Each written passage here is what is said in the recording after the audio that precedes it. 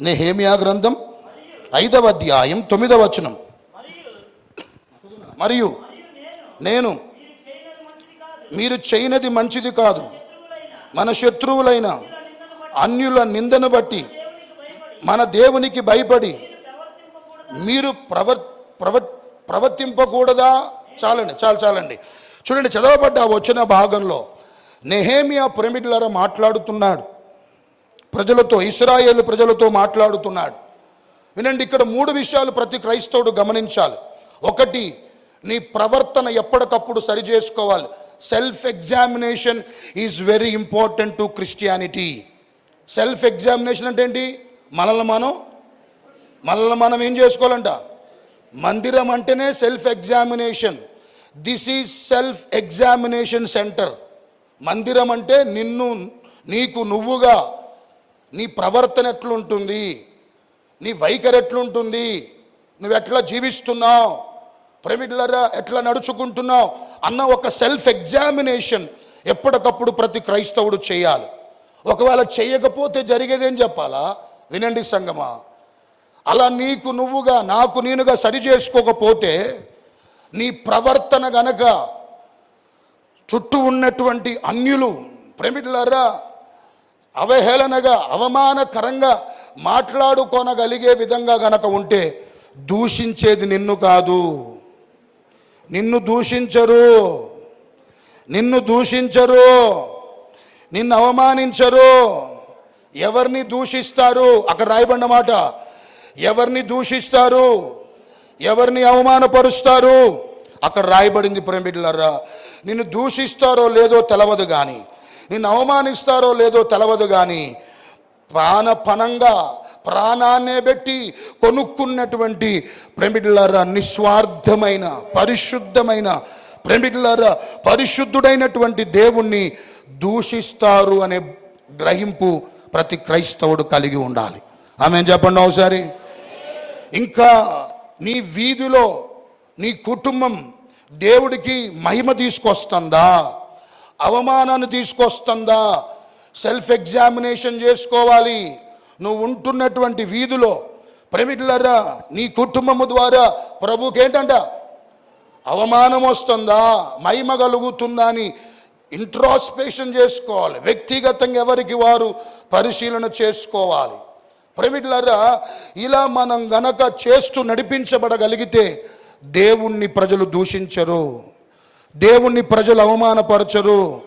దేవుణ్ణి ప్రేమికులారా అర్థమవుతుందా? నీ ద్వారా ప్రభుని నిందించేటట్లుగా మన బ్రతుకులు ఉండవు. మనం సరి చేసుకుని నడిపించబడితే పర్వాలే, సరి చేసుకుని నడిపించబడితే నిన్ను దూషిస్తారు లేదో తెలియదు కానీ, నిన్ను అవమానపరుస్తారు లేదో తెలియదు కానీ, ఖచ్చితంగా ఏ దేవుణ్ణి అయితే నువ్వు ఆరాధిస్తున్నావో ఆ దేవుణ్ణి ఏం చేస్తారంటమ్మా? చెప్పండి, ఏం చేస్తారంట? చెప్పాలి, అక్కడ రాయబడిన మాట. ఏం చేస్తారంట? చూడండి, అక్కడ మన శత్రువులు అన్యుల నిందను బట్టి మన దేవునికి భయపడు మీరు ప్రవర్తింపరా? చూడండి, మరియు మీరు చేయునది మంచిది కాదు. మీరు చేసేది మంచిదా కాదా పరీక్ష చేసుకోవాలి.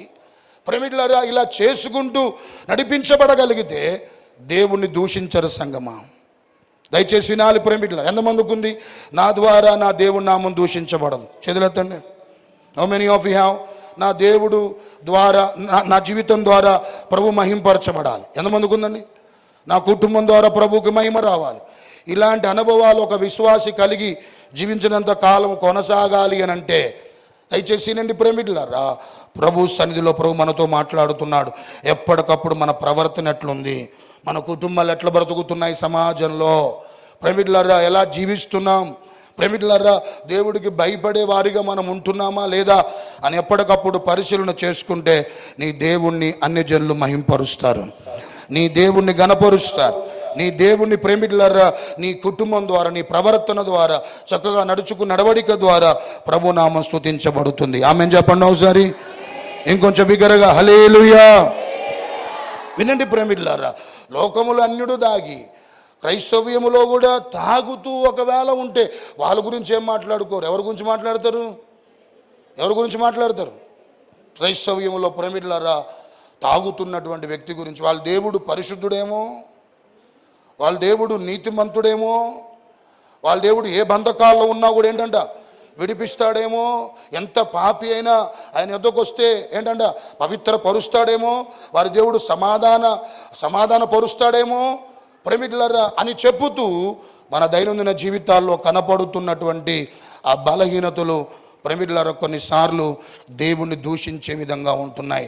అందుకే నేను మరొకటి చెప్తున్నాను, క్రైస్తవ జీవితం చాలా బాధ్యత కలిగిన జీవితం. హల్లెలూయా. ఇంకొంచెం బిగ్గరగా హల్లెలూయా. వినండి ప్రేమికులారా, నీ దేవుడికి నీ ద్వారా ఘనత రావాలంటే, నీ కుటుంబం ద్వారా ఘనత రావాలంటే, దేవుడు దూషించబడకూడదు అని అంటే కొన్ని విషయాలు చెప్పి నేను ముందుకు వెళ్తా. శ్రద్ధగా వింటూ మనం అందరం ప్రభు చేత దీవించబడదాం. ఫస్ట్ పాయింట్, నీ పాపం వ్యక్తిగతమైంది కాదు, అది దేవుడి యొక్క నామం మీద ప్రభావం చూపుతుంది. నీ పాపం వ్యక్తిగతమైంది కాదు, ఆ పాపం దేవుడి యొక్క నామం మీద ఏంటంట ప్రభావితం చూపుతుంది. రక్షించబడిన క్రైస్తవుడా, మారు మనసు పొందినటువంటి క్రైస్తవుడా, దేవుడిలోనికి వచ్చినటువంటి ప్రతి క్రైస్తవ సహోదరి ప్రేమికులారా, అంతకుముందు ఇంకా చెప్పాలంటే మీ యొక్క కులస్తులను కాదనుకొని ఒకప్పుడు ఏ మత్తములో ఉండి ప్రేమికులారా పూజించారో అవన్నిటిని విడిచిపెట్టి ప్రేమికులారా ఎన్ని నిందలు వచ్చినా అవమానాలు వచ్చినా నిర్జదేవుడని తెలుసుకొని ప్రభు మార్గములోకి వచ్చిన క్రైస్తవుడా గమనించు, నీ పాపము నీ వ్యక్తిగతమైంది కాదు, అది దేవుని నామం మీద ప్రభావం చూపుతుంది. వినాలి, లోకములో సర్వ శరీరంలోకి ఉన్నట్టు మనకు కూడా శరీరం ఉందా లేదా? మనకి దేవుడు ప్రత్యేకమైన శరీరం ఏం పెట్టలే. మన ప్రత్యేకంగా యేసయ్య రక్తంలో కడగబడ్డాం కదా అని ఒక ప్రత్యేకమైన పిరమిడ్ల డిజైన్ ఏం చేయలే.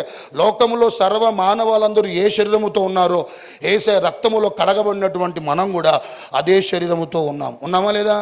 ఉన్నాం. వినండి పిరమిడ్లారా, అదే శరీరముతో మనం జీవిస్తూ ఉన్నాం. అంటే లోకములో ఒక వ్యక్తికి డ్రగ్స్ తీసుకోవాలని ఎట్లా అనిపిస్తుందో కొన్నిసార్లు దేవుళ్ళో ఉన్న వాళ్ళకు కూడా ఆ మనసు వస్తుంది. కొన్నిసార్లు లోకములో త్రాగేటువంటి వారు ఎట్లుంటారో కొన్నిసార్లు మనకు కూడా అదే మనసు వస్తుంది. కొన్నిసార్లు అక్రమంగా భార్య కళ్ళు గప్పి, భర్త కళ్ళు గప్పి, ప్రేమికుల తల్లిదండ్రులు కళ్ళు గప్పి లోకములో బ్రతుకుతున్నటువంటి వ్యక్తులు ఎట్లుంటారో కొన్నిసార్లు ప్రేమికుల యేసయ్య రక్తములో కడగబడిన మనకు కూడా కొన్నిసార్లు ఇలాంటి ఆలోచనలు వస్తాయి, ఇలాంటి తలంపులు వస్తాయి, ఇలాంటి ప్రేమికులారా వైఖరి కొన్నిసార్లు మనకి వచ్చేటువంటి అవకాశాలు ఎంతో పుష్కలంగా ఉన్నాయి. ఎందుకంటే మనం అందరూ ప్రేమికులారు ఏ శరీరముతో ఉన్నారో మనం కూడా ఏంటంట అదే శరీరముతో మనం ఉంటున్నాం. అయితే లోకములో ఉన్న వ్యక్తి కూడా చెప్పాలా, ఈ పాపం నాతోనే పోయేది, ఈ పాపం ఒకవేళ వస్తే అది నాకే నష్టం, ఈ పాపములో జీవించడం వల్ల నేనే ఇబ్బంది పడతా, ఈ పాపం వల్ల నేనే నశించిపోతా, నేను చేసేటువంటి తప్పిదాల వల్ల నేనే దాని పర్యవసానం అనుభవిస్తా అని లోకములో ఉన్నవారు అనుకుంటారేమో కానీ క్రైస్తవుడు అట్లా అనుకోవటానికి వీల్లేదు. క్రైస్తవుడు అట్లా అనుకోవడానికి వీల్లేదు. నువ్వు చేసే పాపం దేవుడు నామం మీద ప్రభావం పడుతుంది, దేవుడి మీద ప్రభావం పడుతుంది, దేవుని నామం మీద ప్రభావం పడుతుంది.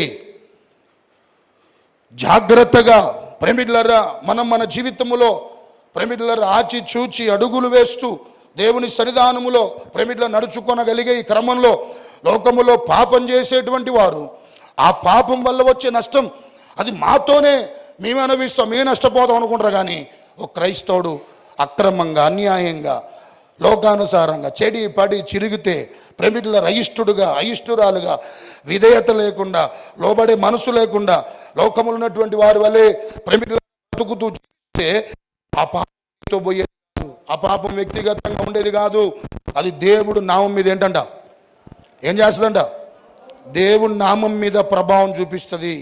దేవుడి నామం ప్రేమికులు అపవిత్రపరచబడిద్ది.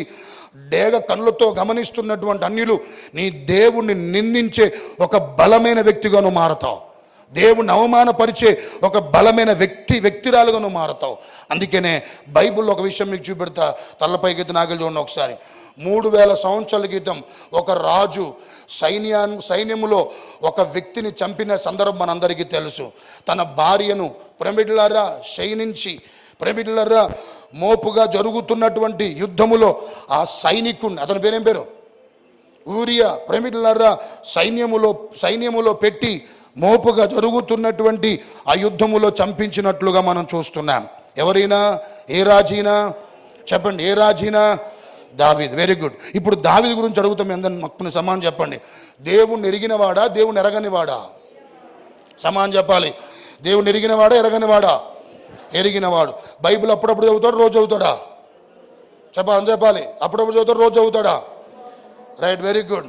మందిరానికి అప్పుడప్పుడు వస్తాడు, రోజు వస్తాడా? దినానికి 7 మార్లు అన్నాడు. అంటే రోజు మందిరానికి వచ్చే ప్రేమికులారా అలవాటు ఉంది.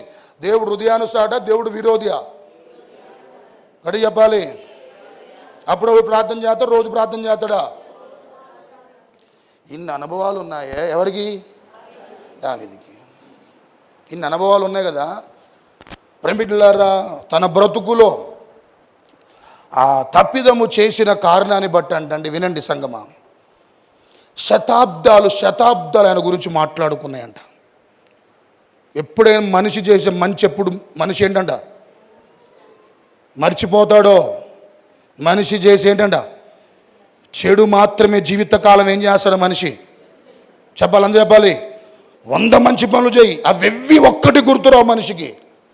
ఏదైనా చిన్న బలహీనత కనపడిందా ప్రేమికులారా, దాని జీవితకాలం ఎత్తిపొడుస్తాడు మనిషి నైజం అది, మనిషి స్వభావం అది. శతాబ్దాలు మాట్లాడుకున్నారు ప్రేమికులారా. చూడన్న మాట బైబిల్లో ప్రేమికులారా మీకు నేను తెలియజేస్తాను. 2 శామ్యూయేలు గ్రంథం 12వ అధ్యాయం 14వ వచనం. త్వరగా. అయితే ఈ కార్యం వలన యెహోవాను దూషించుటకు ఆయన శత్రువులకు నువ్వు గొప్ప హేతువు కలుగజేసితివి గనుక నీకు పుట్టిన బిడ్డ నిశ్చయముగా చచ్చునని దావీదుతో చెప్పి తన ఇంటికి వెళ్ళెను. ప్రేమికులారా నాతాను ప్రవక్త చెప్తున్నాడు, దావీదా నువ్వు ఈ కారణం చూపించావు. ఎవరికి? దావీదు శత్రువులకా, దేవుని శత్రువులకా? అక్కడ రాయబడి చెప్పండి. దావీదు శత్రువులకా, దేవుని శత్రువులకా? దావీదు శత్రువులు కాదు. ఎవరు శత్రువులంట? యెహోవాను ప్రేమికులారా దూషించుటకు ఆ దేవుని శత్రువులు. ఎవరు శత్రువులు? ఎవరు దేవునికి? అమ్మ వినండి, దేవునికి శత్రువులు ఎవరు? వినండి, క్రైస్తవంలో శత్రువులు ఎవరు ఉండరు. కానీ లోకములు అన్యులు ఉన్నారే. నువ్వు మందిరానికి ప్రేమికులారా వస్తున్నావని, ప్రేమికులారా ప్రార్థనకి వెళ్తున్నావని, ప్రేమికులారా దేవుణ్ణి నమ్ముకున్నావని, దేవుడు సన్నిధికి వస్తున్నటువంటి నిన్ను చూచి చుట్టూ ఉన్నటువంటి అన్యులు వాళ్ళందరూ నీకు మిత్రులు అవుతారా, శత్రువులు అవుతారా? చెప్పండి, ఏమవుతారు? నీకు శత్రువులు అవుతారా, మిత్రులు అవుతారా? మీరు చెప్పండి. యేసయ్య నమ్ముకున్నాక మాకు అందరూ మిత్రులని వచ్చింది అతన్ని ఎవరు ఉండరు. యేసయ్య నమ్ముకున్నాక ఏంటంట, అవునా కదా? వినండి, ఇప్పుడు ఆ శత్రువులు డేగ కళ్ళతో చూస్తున్నారు. చుట్టూ ఉన్నటువంటి అన్యులు నిన్ను చూస్తున్నారు. నువ్వు ఉంటున్నటువంటి ప్రేమికులారా గృహం ఏదైతే ఉందో ఆ గృహము దగ్గర ఉన్నటువంటి కుటుంబాలను మీ కుటుంబాలను చూస్తూ ఉన్నాయి. అయితే గమనించండి ప్రేమికులారా, పాపం చేసింది ఎవరు? చెప్పండి ఒకసారి. పాపం చేసింది ఎవరు? దావీదు. దూషించాల్సింది ఎవరిని? మరి ఎవరిని దూషిస్తున్నారు? ఏమర్థమైంది నీకు? నిన్ను తిట్టరు. నిన్ను తిడతారో లేదో తెలవదు, నాకు తెలవదు ప్రేమికులారా. నన్ను తిడతారో లేదో నాకు తెలవదు.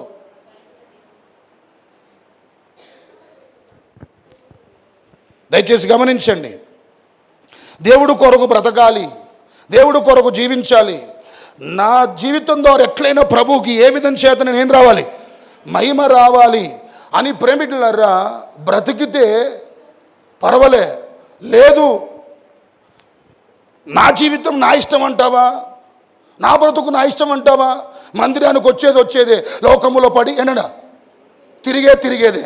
ఇక్కడ భక్తి చేసేదే లోకములు ఏంటంట, అన్యుల వల్ల ఏంటంట బ్రతికేది అనుకుంటావా? దయచేసి గమనించండి ప్రేమికులారా, దావీదును దూషించలే. ఎవరిని? దేవుణ్ణి దూషించినట్లుగా మనం చూస్తూ ఉన్నాం.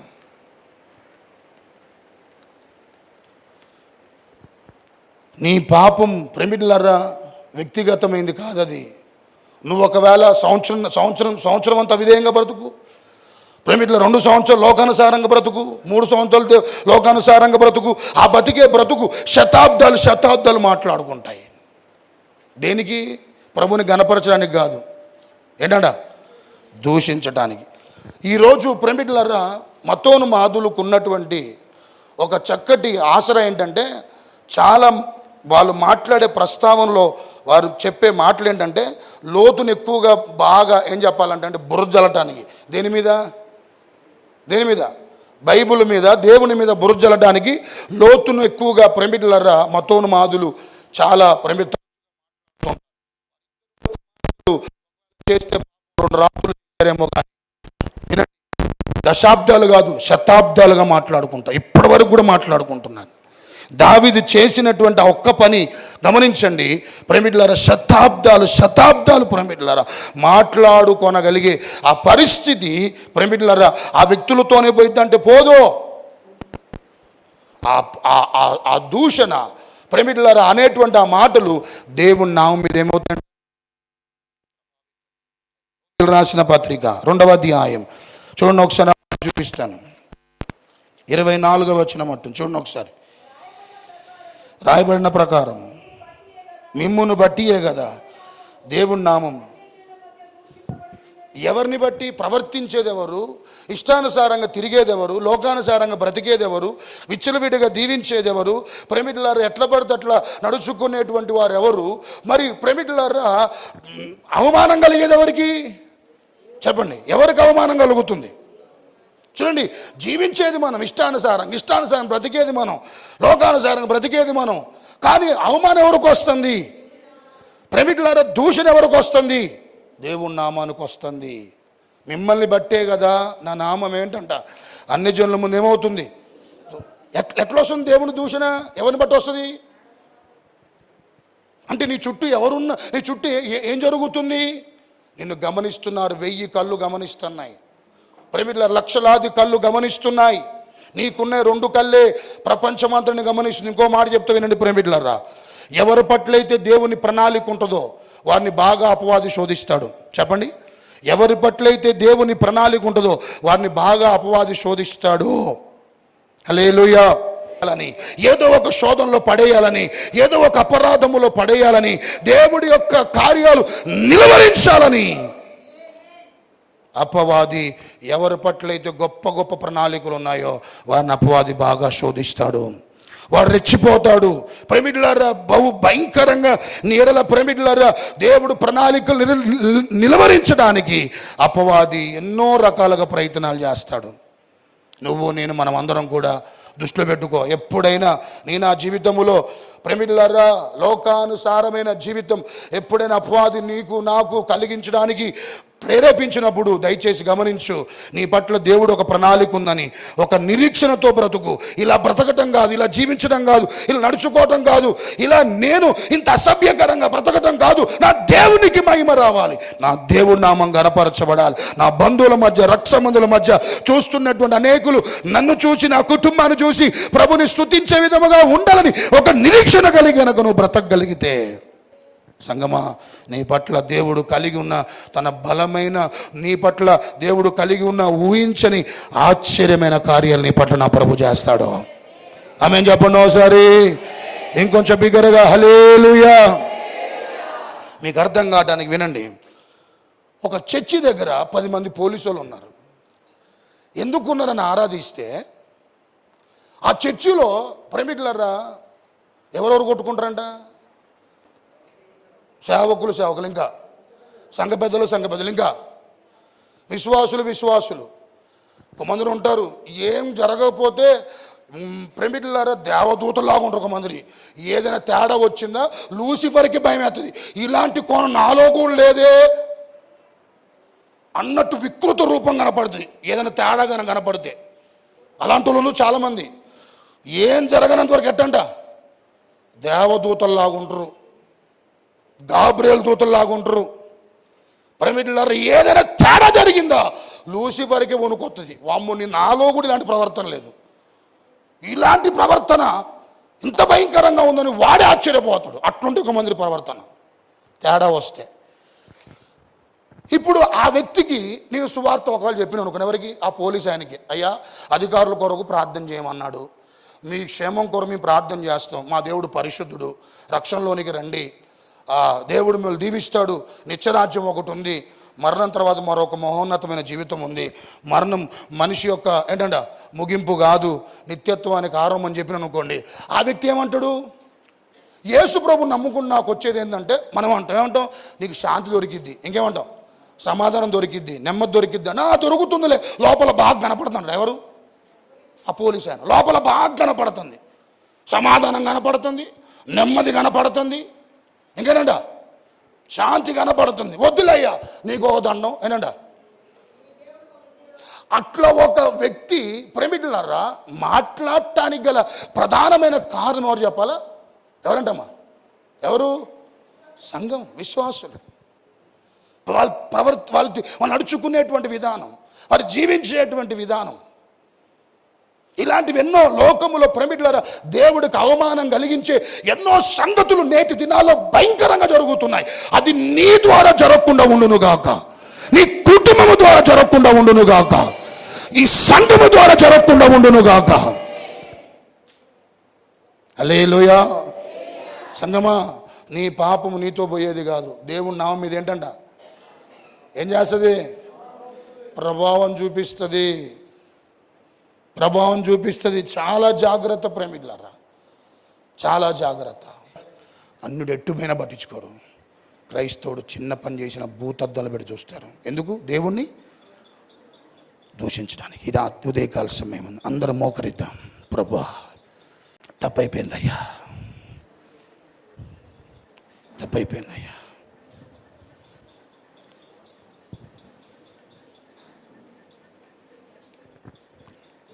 ఒక్క 10 నిమిషాల్లో మనం అందరం రొట్టె కార్యక్రమంలో ప్రేమికులారా పాలుభాగసుకుంటున్నాం. ఇప్పుడు అందరం దేవుడి సందులో మోకరించి, నీ దేవుడికి తలవంపులు తెచ్చే జీవితాన్ని ఒకవేళ కలిగి ఉన్నావా,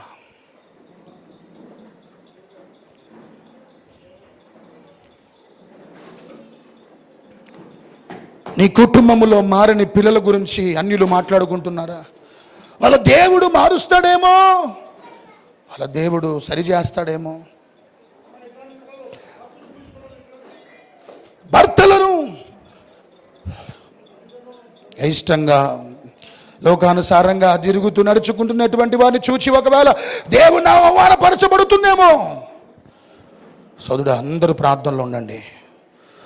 ఒక కాలేజ్ దగ్గర స్టూడెంట్స్ మాట్లాడుకుంటున్నట్లు, ఒక సినిమాల దగ్గర ఒక ఇద్దరు వ్యక్తులు లోకానుసారమైన మాటలు మాట్లాడుకుంటున్నట్లు, ఈరోజు నీ మాటలు ఎట్లుంటున్నాయి, నీ మాటలు ఎట్లుంటున్నాయి, నీ ప్రవర్తన ఎట్లుంటుంది,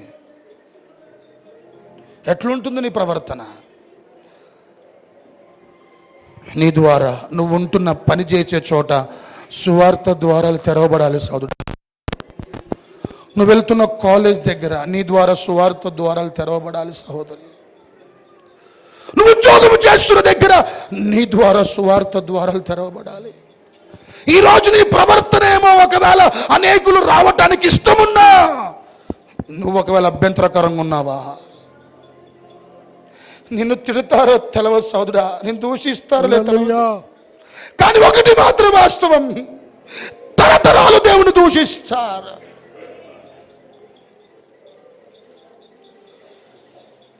ఈరోజు అట్లా ఎంతమందో ప్రభుని సిలువేస్తున్న వైఖరి కలిగిన వారు ఉన్నారు. మిమ్మల్ని బట్టే కదా నా నామం అన్యజనుల మధ్య దూషించబడుతుందని ప్రభు. అందరూ దయచేసి ప్రభువా తలెత్తుకొనగలిగిన చేస్తా, కానీ తల వంచుకునే బ్రతుకు చేయనయ్యా. ఒకవేళ ఆ బ్రతికే నేను కలిగి ఉంటే తీసేసుకో ప్రభు అని ప్రార్థన చేసిన పెద్ద ప్రయోజనం ఏం లేదు. అవమానం తెచ్చే బ్రతుకు ప్రేమికులారా, దేవుని నామాన్ని అవహేళనగా మాట్లాడే జీవితం కలుగుతుంటే నా ద్వారా కలుగుతుంటే, మందిరానికి వచ్చినా ఒకటే, రాకపోయినా ఒకటే. చక్కగా నీతో ప్రభు మాట్లాడుతూ వచ్చాడు. అందరూ ప్రభు యొక్క శరీరం మీదకు వస్తుంది, రక్తం మీదకు వస్తుంది. అందరూ ప్రభు ఆ పాపం నాతోనే పోయింది అనుకున్నానయ్యా, నేను చేస్తున్న తప్పిదాలు, నా విధేయత, నా తిరుగుబాటు నాతోనే పోయింది అనుకుంటున్నాను. లోకంలో ఉన్న వారి వలె ఆలోచిస్తూ ఇంతవరకు నా భక్తి జీవితం చేస్తున్నాను. కానీ మహాత్మా గాంధీ గారు అంటారు, I like Christ but I don't like Christianity. నాకు క్రైస్తవ్యం అంటే ఇష్టం కానీ క్రైస్తవులు అంటే నాకు ఇష్టం లేదంటాడు. నాకు క్రైస్తవ్యం అంటే ఇష్టం, I like Christianity but I don't like Christians. ఒక మహాత్మా గాంధీ చెప్పినటువంటి మాట. చాలా మందితో ప్రభు మాట్లాడుతూ వచ్చాడు ఇక్కడ కూర్చుని నాతో సహా. బతికిన కొద్ది రోజులు నిప్పులా బ్రతుకుదాం సంగమా, నిప్పులాగా బ్రతుకుదాం, రోషంగా బ్రతుకుదాం, పౌరుషంగా బ్రతుకుదాం.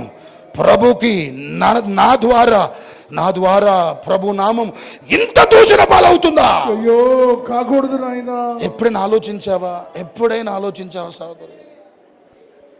యూదులు ఒక్కసారి వేశారు, ఈరోజు క్రైస్తవులు ప్రతిరోజు వేస్తున్నారు.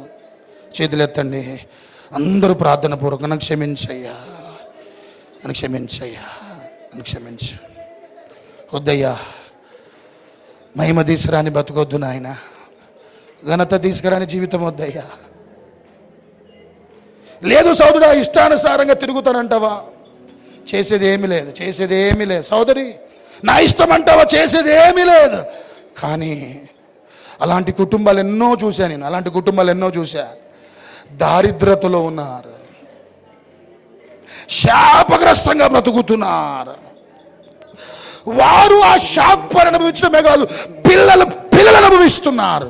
అలాంటి ఎన్నో దేవుడిని ఎరిగిన కుటుంబాలు సేవకుడుగా నేను చూసా సంగమా. ఆ దుస్థితి మనకు రాకుండా ఉండటానికి ప్రభు మనతో మాట్లాడుతూ వచ్చాడు. అందరం దయచేసి మీ తీర్మానం చూద్దామని ఇష్టపడుతున్నాడు. అందరూ కుడి చేతులు ఎత్తండి. చిన్న ప్రార్థన. అయ్యా, నీ నామానికి కంఠంలో ప్రాణం ఉన్నంత వరకు, ఇప్పటిదాకా జరిగింది ఒక ఎత్తయ్యా, ఇప్పటి నుండి విన్న వర్తమానం ద్వారానైనా నా ఆత్మీయతను, నా విశ్వాస జీవితాన్ని, నా భక్తిని సరి చేసుకుంటాను. వారందరూ చేతులు ఎత్తండి.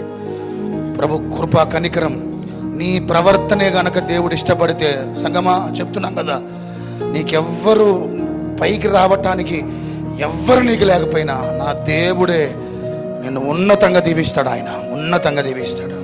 చేతులు ఎత్తండి. ప్రార్థన. ఇప్పటి వరకు జరిగిపోయింది, ఒక అవకాశమే అని అడగండి. ఒక అవకాశమే నాకు.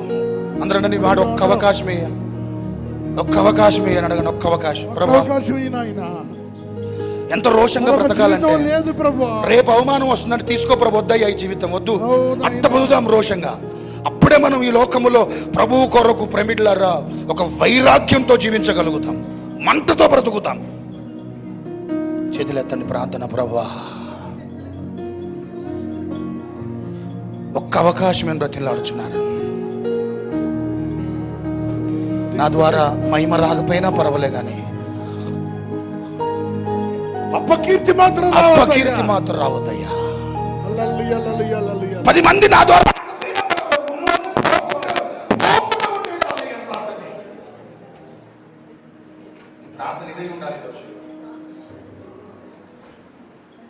శతాబ్దాలు మాట్లాడుతున్నారు. లోతు గురించి ఇప్పటికీ క్రైస్తవేత్తలు ఇప్పటికీ మాట్లాడుతున్నారు. దావీదు ఎంత ఇష్టానుసారంగా దావీదు గురించి రోజు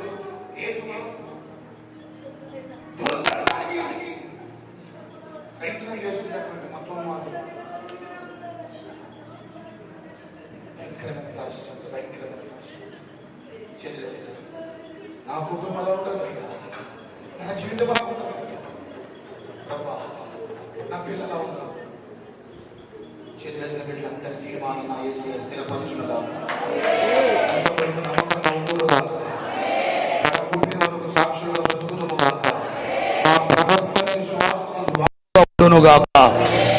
మా యొక్క భక్తి రాగల తరాలకు ఆశీర్వాదకరంగా ఉండునుగాక.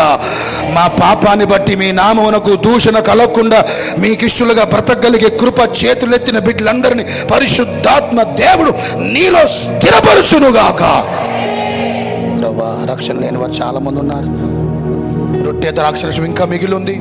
ఇది ఆఖరి సమీపముగా ఉంది. తీసుకున్న వారు నమ్మకంగా, తీసుకొని వారు వేగిరపడి తీసుకోవడానికి సహాయం చేయమని. లోకములో మా ప్రభువా ఏది రాదయ్యా, మా వెంట ఏది రాదు. ఒక వ్యక్తి చనిపోయినప్పుడు కీర్తి శేషులు అంటారు. దాని అర్థం తెలుసా? నీ వెంట వచ్చేది కీర్తే, ఆస్తి ఏమి రాదు నీ అంట. కీర్తి, మంచి పేరు, ఇలాంటి అనుభవాలు మేము కలిగి బ్రతకటానికి సహాయం చేయమని యేసు నామములో అడిగి వేడుకుంటున్నాను తండ్రి. ఆమేన్.